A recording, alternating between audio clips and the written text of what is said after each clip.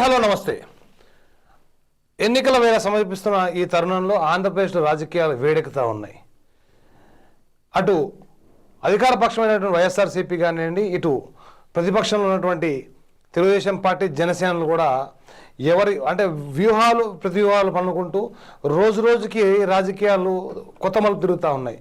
అంటే గత 6 నెలల కాలం, అంటే గత సంవత్సరాల కాలంగా చూసుకుంటే కనుక తెలుగుదేశం పార్టీ ఎన్నికల కసరత్తు ఏదో ముందు అంటే చాలా ముందుగానే ప్రారంభించినట్టు మనకు తెలుస్తూ ఉంది. ఎందుకంటే 2023 సంవత్సరం జనవరిలో తెలుగుదేశం పార్టీ జాతీయ ప్రధాన కార్యదర్శి అయినటువంటి నారా లోకేష్ యువగలం పేరుతోటి అటు చిత్తూరు జిల్లా కుప్పం నుంచి మొదలుపెట్టి శ్రీకాకుళం దాకా పాదయాత్ర చేయడం, మరి దానికి సమాంతరంగా తెలుగుదేశం పార్టీ జాతీయ అధ్యక్షులు మాజీ ముఖ్యమంత్రి నారా చంద్రబాబు నాయుడు గారు ఇదేం కరుణా బాబు అంటూ ఒక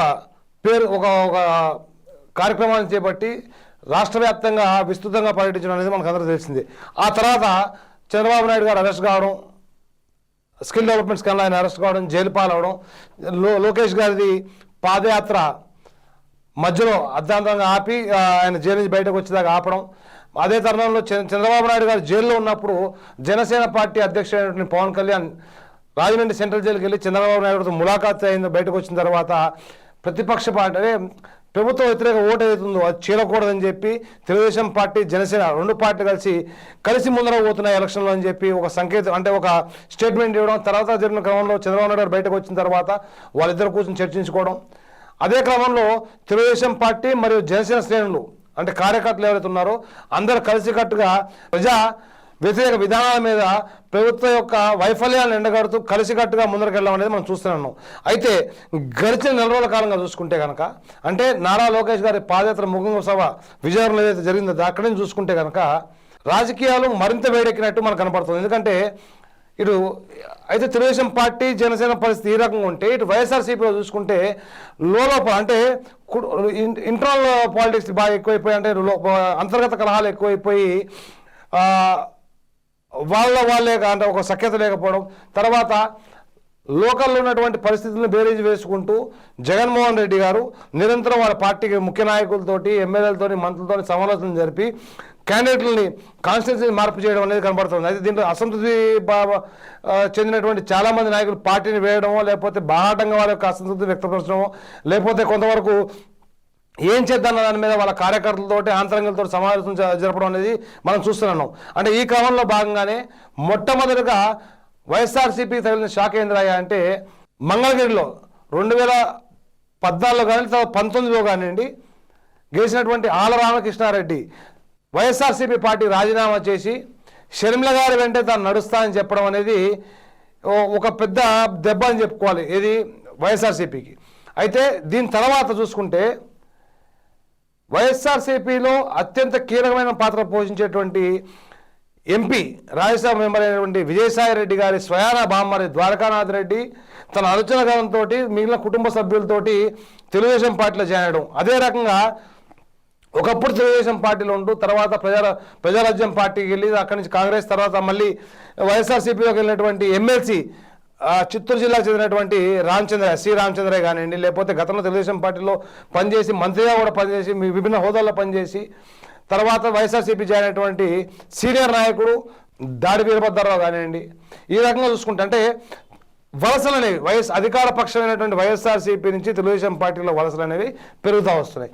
అయితే ఇవి మండే పూడి మీద రోగల పూటన చందంగా వైఎస్ఆర్సీపీకి కొత్తగా వచ్చిన తలనొప్పేంద్రా అంటే గతంలో జగన్మోహన్ రెడ్డి గారు జైలు పాలైనప్పుడు ఆ పార్టీ యొక్క బాధ్యతను పూర్తిగా తన భుజస్కంధాల మీద ఎత్తుకుని ఆంధ్ర రాష్ట్ర వ్యాప్తంగా కూడా పాదయాత్ర చేసి పార్టీ కొరకు, తన అన్న కొరకు ఎంతో శ్రమించినటువంటి వైఎస్ షర్మిల తర్వాత అన్నతో ఉన్న విభేదాల కారణంగా బయటకు వచ్చేసి తెలంగాణలో పార్టీని పెట్టడం, తెలంగాణలో పాదయాత్ర చేయడం, టీఆర్ఎస్ మీద ఒంటికాలం నిలబడడం, తర్వాత 119 కాన్స్టిట్యూన్సీలో పోటీ చేయడం అనేది మనందరూ తెలిసిన విషయమే. అయితే 2023 ఎన్నికలు వచ్చేసరికి మాత్రం ప్రభుత్వ వ్యతిరేక ఓటు ఏదైతుందో చీలకూడదని చెప్పి కాంగ్రెస్ పార్టీకి సపోర్ట్ చేస్తున్నారని చెప్పి ఒక స్టేట్మెంట్ ఇవ్వడం అనేది మనందరూ తెలిసిన విషయమే. అయితే అదే సమయంలోనే వైఎస్ఆర్సీపీని తీసుకుపోయి కాంగ్రెస్ పార్టీలో విలీనం చేస్తారని చెప్పి ఒక చర్చ అయితే జరిగింది. అయితే అది ఏ కారణాల వల్ల జరగలేదో తెలియదు, కానీ ఒక వారం క్రితం వైఎస్ షర్మిల వెళ్ళి ఢిల్లీలో కాంగ్రెస్ పార్టీ జాతీయ అధ్యక్షుడైనటువంటి మల్లికార్జున ఖర్గే సమక్షంలో పార్టీ తీర్థం పుచ్చుకోవడం అనేది మనందరూ తెలిసిన విషయం. ఆవిడకి ఇప్పుడు మనకు అందుతున్న సమాచారం మేరకు ఆంధ్రప్రదేశ్ రాష్ట్ర కాంగ్రెస్ బాధ్యతలు పూర్తిగా కూడా వైఎస్ఆర్కి అప్పచెప్తారని చెప్పి మాట అయితే వినిపిస్తూ ఉంది. సో ఇది కూడా కొంతవరకు వైఎస్ఆర్సీపీకి నష్టం చేకూర్చే విధంగా ఉందన్నది అనలిస్టుల యొక్క అంచనా. అయితే ఇవి సరిపోదన్నట్టు. అయితే ఇది ఒక ఎత్తు అయితే రీసెంట్గా గడిచిన వారం రోజుల కాలంగా తాజా రాజకీయ పరిణామాలు చూసుకుంటే కనుక విజయవాడ పార్లమెంట్ నుంచి 2 సార్లు ఎంపీగా గెలిచినటువంటి కేశినేని నాని మొన్న చంద్రబాబు నాయుడు గారు ఆయన్ని ఈసారి టికెట్ ఇవ్వట్లేదని చెప్పి ఆయనకు ఒక సంకేతం ఆయనకు ఒక సమాచారం పంపించడంతో నిన్న ఆయన కూతురు విజయవాడలో కార్పొరేటర్ కేశినేని శ్వేత కూడా తన కార్పొరేటర్ పదవికి రాజీనామా చేస్తూ ఆ యొక్క రాజీనామా పత్రాన్ని విజయవాడ మేయర్కి అందజేయడం అందరూ తెలిసిన విషయం. అయితే ఇవాళ మనకు వచ్చిన తాజా సమాచారం మేరకు కేసీఆర్ నాని ఆయన కూతురు శ్వేత మరి అదే రకంగా మరికొంతమంది ముఖ్య అనుచరులతో పాటు ఆయన తాడేపల్లిలోని సీఎం వైఎస్ జగన్మోహన్ రెడ్డిని కలవడానికి వెళ్తున్నారని చెప్పి సమాచారం అంతా ఉంది. అయితే వీటితో పాటుగా చూసుకుంటే కనుక ఇటు తెలుగుదేశం పార్టీ అధ్యక్షుడు చంద్రబాబు నాయుడు గారు రాష్ట్ర వ్యాప్తంగా మళ్ళీ ఇప్పుడు కదలరా అనే నినాదంతో రాష్ట్ర వ్యాప్తంగా ప్రతి జిల్లాలోనూ జిల్లా కేంద్రంలో అదే రకంగా కాన్స్టిట్యున్సీలోనూ మీటింగ్లు అంటే ఎంత విస్తృతంగా ఆయన ప్రజలకు వెళ్తూ ఉన్నారంటే డైలీ 2 బహిరంగ సభలు లెక్కన చూసుకుంటూ నిరంతరం ప్రజల్లోనే ఉంటూ ప్రభుత్వ వ్యతిరేక విధానం అంటే ప్రజా వ్యతిరేక విధానం మీద ఏదైతే పాటుపడుతుందో అధికార పక్షమైన వైఎస్ఆర్సీపీ దాటిని ఎండగడుతూ ప్రజలకు వివరిస్తూ ఆయన ప్రజలకు వెళ్ళే ప్రయత్నం అయితే గట్టిగా చేస్తూ ఉన్నారు. అయితే వీరు సరిపోదన్నట్టు ఆయన ఒకవేళ 2019 ఎలక్షన్లో కనుక మళ్ళీ గెలిచి అధికారంలోకి వచ్చినట్టయితే కనుక వృద్ధాప్య పెన్షన్లు వితంతు పెన్షన్లు ఏవైతే గతంలో 2,000 రూపాయలు ఇచ్చారో వాటిని నేను 3,000 రూపాయలు చేసి ఉండేవాడిని. అయితే జగన్మోహన్ రెడ్డి ఏదైతే పెంచుతానని చెప్పి మాట ఇచ్చి మాట తప్పాడో మేము అలా కాకుండా ఈసారి మేము అధికారంలోకి వస్తే ఖచ్చితంగా 3,000 అధికారం చేపట్టిన వెంటనే 3,000 రూపాయలు లెక్కన ఇస్తామని చెప్పి వాగ్దానం చేయడమే కాకుండా నిరుద్యోగులు కూడా నిరుద్యోగ వృద్ధి ఇస్తామని చెప్పి తర్వాత ఎందుకంటే గతంలో జగన్మోహన్ రెడ్డి గారు 2019 ఎలక్షన్లో భాగంగా ఆయన మేనిఫెస్టోలో కానీ లేదా ప్రచారంలో భాగంగా ఆయన చెప్పిన మాట ఏంటంటే ప్రతి సంవత్సరం జాబ్ క్యాలెండర్ రిలీజ్ చేస్తామని చెప్పి అన్నారు. అయితే గడిచిన 5 సంవత్సరాల కాలంలో జాబ్ క్యాలెండర్ ఎక్కడ కూడా రిలీజ్ చేయలేదు. కాబట్టి మేము అధికారంలోకి వస్తే ఖచ్చితంగా ఇమ్మీడియట్ మేము జాబ్ క్యాలెండర్ రిలీజ్ చేస్తామని చెప్పి చంద్రబాబు నాయుడు గారు చెప్పడం అనేది చూస్తా ఉన్నాం. ఇంకో పక్కన నారా లోకేష్ గారు మంగళగిరిలో విస్తృతంగా పర్యటించడం మరి అదే రకంగా చూసుకుంటే కనుక ఇటు పవన్ కళ్యాణ్ గారు కూడా పార్టీ కార్యక్రమాలని కొత్త రూపొందించడం అనేది మనకు కనపడతా ఉంది.